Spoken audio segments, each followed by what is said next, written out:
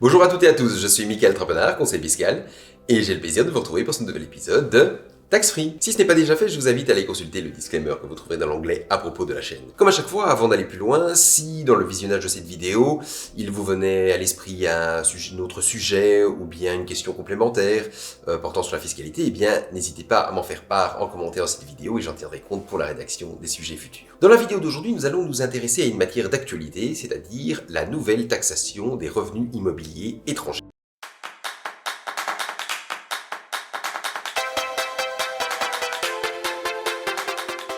Pour ceux qui suivent mes vidéos, vous vous souviendrez certainement que j'avais déjà traité la question de la taxation des revenus immobiliers belges. Vous trouverez d'ailleurs en haut de cette vidéo le lien qui renvoie à cette vidéo. Et jusque-là, il faut savoir que les revenus immobiliers étrangers étaient taxés de manière différente que les revenus immobiliers belges. C'est pour ça qu'il y avait quand même un certain nombre de caractéristiques qui faisaient qu'on ne pouvait pas présenter les deux matières de manière équivalente. Et donc, cette différence de traitement, elle a existé pendant un très grand nombre d'années, et la Belgique s'est fait à plusieurs reprises condamner par l'Union européenne pour cette différence de traitement, car l'Union européenne n'aime pas les différences de traitement.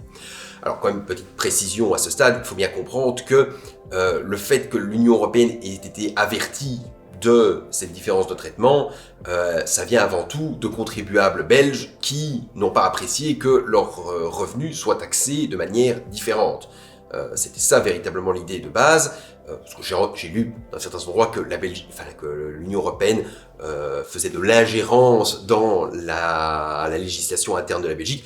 Faut quand même pas exagérer. Si elle l'a fait, c'est tout simplement parce que des contribuables l'ont demandé. C'était pas simplement par pure bonté d'âme. Donc, remettons bien ça en contexte. Et dans la même idée, donc, la Belgique s'est fait condamner plusieurs fois et il a fallu attendre que la Cour de justice de l'Union européenne se décide enfin à imposer une astreinte journalière à la Belgique pour qu'elle change son régime. Et donc, qu'est-ce qu'elle a fait pour changer son régime? Eh bien, c'est très simple. Elle a dit, ok, je vais simplement taxer les revenus immobiliers étrangers de la même manière que les revenus immobiliers belges. Cependant, si vous avez vu ma vidéo, vous vous souviendrez sans doute que pour le régime des revenus immobiliers belges, la Belgique se base principalement sur ce qu'on appelle le revenu cadastral. Le revenu cadastral, c'est donc cette valeur qui est censée représenter les loyers qu'on pouvait espérer recevoir d'un bien en 1975, avec indexation. Et donc, solution de la Belgique, c'est de dire, oui, je vais donc prendre ces biens immobiliers étrangers, et qu'est-ce que je vais faire? Je vais leur attribuer un revenu cadastral, autrement dit, une valeur des loyers de 1975 dans ce pays-là indexée. Oui.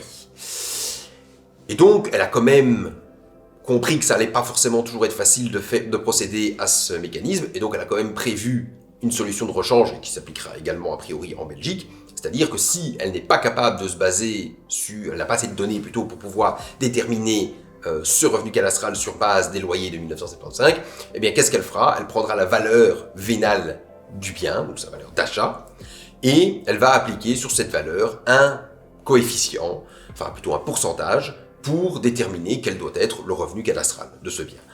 Pour 2020, sachez-le, ce pourcentage a été fixé à 15,036%. Voilà, ça va changer d'année en année, mais globalement, ça va être sa méthode pour déterminer le revenu cadastral. Petite précision à ce stade, il faut quand même savoir que si le bien immobilier étranger se trouve dans un pays avec lequel la Belgique a conclu une convention fiscale, eh bien, techniquement, il n'y a pas de réelle imposition qui s'opère sur ces revenus immobiliers en Belgique.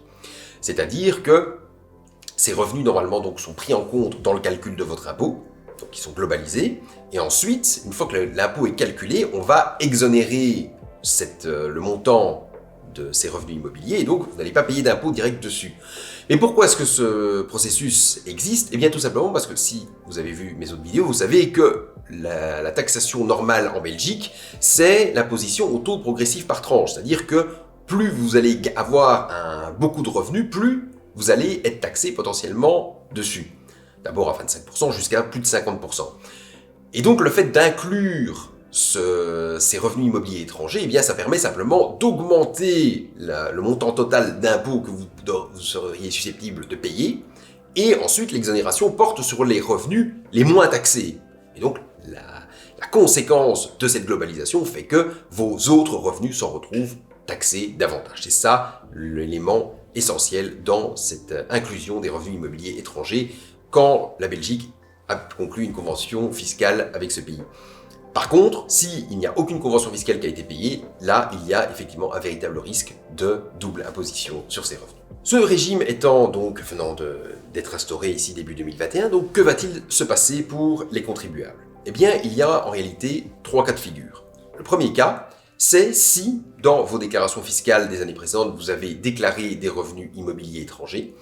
Eh bien, dans ce cas, normalement, l'administration fiscale doit prendre contact avec vous et vous demander d'introduire de lui renseigner un certain nombre de données pour qu'elle puisse fixer le revenu cadastral de ce bien. La deuxième possibilité, c'est que vous déteniez déjà un bien immobilier étranger, mais que vous n'avez, pour diverses raisons, pas renseigné dans vos déclarations fiscales des dernières années. Dans ce cas-là, vous avez jusqu'au 31 décembre 2021 pour déposer une déclaration à l'administration fiscale et donc lui permettre de fixer un revenu cadastral.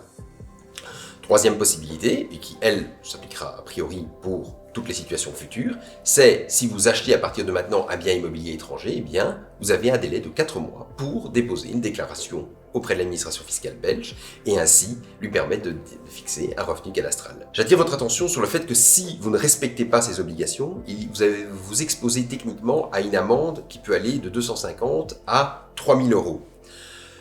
Je précise également que si vous avez un bien immobilier en Europe, il n'y a aucun espoir que l'administration fiscale ne puisse pas être au courant, donc je vous invite vraiment à faire le dépôt de cette déclaration afin d'éviter cette amende. C'est tout pour aujourd'hui, j'espère que cette nouvelle vidéo vous aura plu. Si c'est le cas, eh bien n'hésitez pas à laisser un pouce bleu, un petit commentaire, à partager la vidéo, voire même à vous abonner à la chaîne. Si vous avez des questions plus spécifiques sur la matière que nous avons vue aujourd'hui, eh bien je vous invite à prendre contact avec un professionnel du chiffre qui pourra vous en dire plus sur la matière. Et moi je vous dis à bientôt pour un nouvel épisode de Tax Free.